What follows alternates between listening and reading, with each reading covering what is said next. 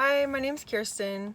I'm starting a vlog because I need to, for my sanity and to get through my situation and, just life. And hopefully other people that are going through similar things can help me make sense of stuff and vice versa. Hopefully the stuff I share can be of some value to other people. So just tell you a little bit about where I'm coming from.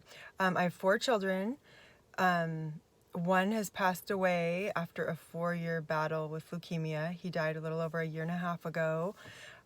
He was my second born child, and he would have been turning 19 next month. And besides being, devastating just to lose a child, he was my closest friend in the world, my favorite person in the world, literally, and everyone knows this. Wasn't a secret. But no one was jealous because he was everyone else's favorite person too. Like my other 3 children, that was their favorite sibling. That was not only their favorite sibling, their favorite person. He was the best human being I ever met. Just the funniest. Like, he just made everyone feel special. He made you feel good, and he was like the happiest, most conscientious person. You know what I mean? Just kind and funny. You just wanted to be around him. So basically, everyone that was friends with him thought they were his best friend, and he was their best friend. You know what I'm saying? But really, I was his best friend. But that's just because we spent literally every single day together. Like, I was his caretaker. And when we were in the hospital for months at a time and he was on isolation, literally I was the only person, and my husband, but my husband would be there like at night, but I'd be there during the day. So he shared everything with me. He showed me his memes, like, you know what I mean? So he talked to me about everything, and we'd watch movies together, just really close like that. I mean, just such a void losing your best friend besides your child. You know what I mean? And then dealing with my other children who are also like at such a loss, losing their best friend and their big brother. And then in my older son's case, his younger brother. And he's definitely taken it the best. He's always been like really practical and just really, you know what I mean? He's not emotional. And he's just like very matter of fact. So, but the cool thing, he went away. My older son, who's now 21, is living at home. So I have an adult child at home, which is also an interesting new dynamic, because I feel like he's an adult, so I can't really like discipline him or be like I am with my other kids. But at the same time, he's literally the worst. He's like the most high maintenance. He's the biggest mess maker. He like is always calling me, Mom, what do we have for food? Or what, you know what I mean? Just super high maintenance. But I love him to death. He's awesome. And he's like he's doing stuff. He's like going to school, working and training for football. And then he's at the gym the rest of the, so he's not like sitting around home by any means. But when he is here, it's a lot louder. Like, it used to be really quiet. The kids do their own thing. He's like constantly has to be playing a game, doing something competitive where he can be beating someone. So literally he's just always beating the kids at everything. We have foosball, which is so loud. He has to be playing foosball, Madden, whatever game there is, like chess, whatever, board games, anything, pickleball we have in the backyard, whatever it may be. He's constantly, so it's super fun. He like gets us to do stuff together, but at the same time it's like, chill out. Like, why do you always have to be like beating everyone at stuff? Your 12-year-old brother, like, really? Anyway, it's kind of fun, but just a weird dynamic that is new. But I'm so glad he's here because he's never really formed relationships with his siblings. He never really cared to. And now that the middle son is gone, it's like he's filling the role of big brother now, and he's actually forging relationships with his brother and sister.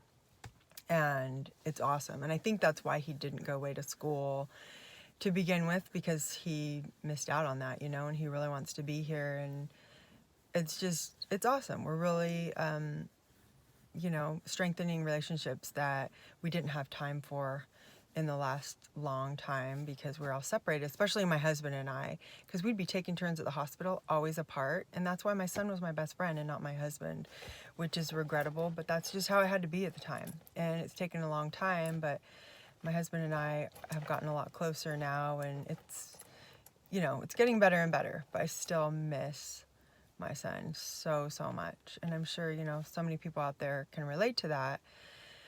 And just kind of trying to figure out what my role is now, because it was caretaker. That was my job, taking care of Tristan being sick and just making sure he was okay. And so now I'm having a hard time just like doing normal things. Like before he got sick, I was an esthetician. I had my own business for about a year. And then he got sick, and little by little, I couldn't do it anymore because I was always at the hospital. So I stopped doing it. And now that he's been gone for over a year and a half, I've thought, I could go back, but I just don't want to because I've spent the time kind of trying to make up for lost time with my other kids. So being there for them and, being able to drive them to school and go to their activities is just so, I really treasure that now because I really missed out on it before. So that's cool. But as I have more and more time, I'm like, going to the gym and doing all this stuff, which I didn't have much time for when he was sick. And so now it's just weird for me. Like the other day I went to the gym, and it's hard for me to get to the gym. Even though I love working out, I'm like, what's my problem? It's like emotionally difficult to go to the gym. So I'm sitting in my car the other day for like 10 minutes, working myself up to, I'm just like, go in the gym. So I go in, I literally cried the whole workout, which is not like me. I'm not a crier. I'm like really even keel, like really emotionally stable. But dude, I was just crying the whole time. And I was thinking to myself, what is my problem? Like, what is the deal? And I figured it out. Like, it was because I had time to go to the gym and focus on myself. And that meant that Tristan didn't need me anymore. Like, that role was over. And it felt like a higher purpose to be doing that. And now I'm just like focusing on myself and going to the gym. It just seems so frivolous and I don't know, just vain, I guess. But I know that it's good for me and I need it for my mental health, for my physical health, all that. But it's just hard. And even just going out in public, but going to the gym, especially, like you feel kind of exposed and, people are looking at you. My gym's really cool. It's not like meat market at all. It's like really respectful and awesome. But, people still look and you're kind of just vulnerable, And I didn't want that kind of attention, especially when I was feeling so raw emotionally. So for the first 6 months, I did not even go to the gym at all. So now I'm kind of little by little going back, and it's still difficult. But finally I figured out why, at least, so I can address the problem. Like, it's okay to take care of myself. It's okay that I'm working on me now, But it just reminds me that he's gone. And so I have time to do that stuff that wasn't important before. So dealing with that, I've still worked out by myself outside, take the dogs on walks, go on hikes, but it's just like the thing about being around people, and especially at the gym, where I feel like a lot of people go there for validation, like for people to look at them and, check them out, like, oh, you look good or whatever. And so that makes me feel so petty or frivolous. I don't even know what it is, but just like I should have something more important to do than that. But it's just getting back to being normal. It's just weird. Just like shopping or getting my nails done or stuff like that just feels so indulgent. That's the word. But yeah, I just have to figure that out, and hopefully some of you guys out there that have been through this, can give me some good advice. But I'm figuring it out. And my daughter, who's 16, is probably taking it the hardest besides me. She was definitely so close with Tristan. They were like twins, you know what I mean? He'd come home and the first thing he'd do is, Cosette, he'd call her, or vice versa, first thing, where's Tristan? Where's Tristan? They were constantly looking for each other, and they were just really on the same page. And so hard for her to also lose her best friend. And it's so weird, like all of her friends now, most of her friends are guys. She does have one or two close girlfriends, but for the most part, she hangs out with guys.